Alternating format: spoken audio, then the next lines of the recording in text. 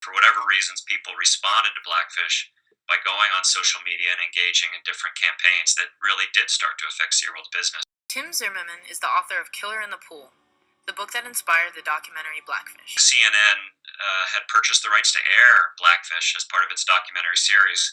All filmmakers, I think, imagine or aspire to having a film in the cinema, and Blackfish was in general release in movie theaters around the country through the summer of 2013.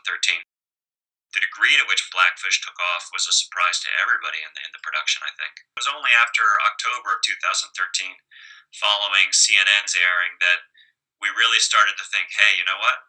There's something going on here, and this is pretty amazing, because as soon as you started to see petitions against sort of Southwest Airlines, for example, to break up its relationship with SeaWorld, you realize people were really responding and taking the time to try to make something happen. Celebrities started to tweet about Blackfish and encourage people to see it. So that I think brought in another audience. There were over 120 tweets from different celebrities promoting or encouraging people to go see Blackfish.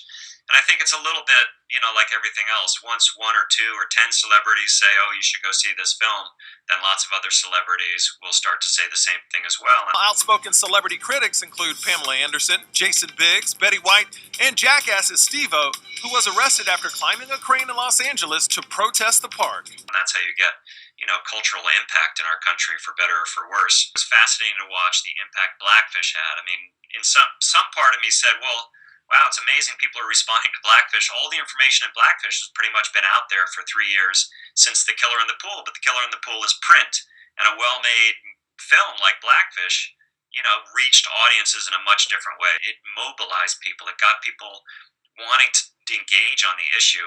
And the reach that it had and the impact it had is not something any of us would trade for any other traditional sort of measure of filmmaking success. The Blackfish effect became kind of a story in itself. Tonight, The Insider investigates the Blackfish effect. SeaWorld stock dropped by half and profits plunged down 84%. Once we started to see the Blackfish effect, you felt like, wow, this film is really doing something now. But then the amazing thing is it only kept building from there.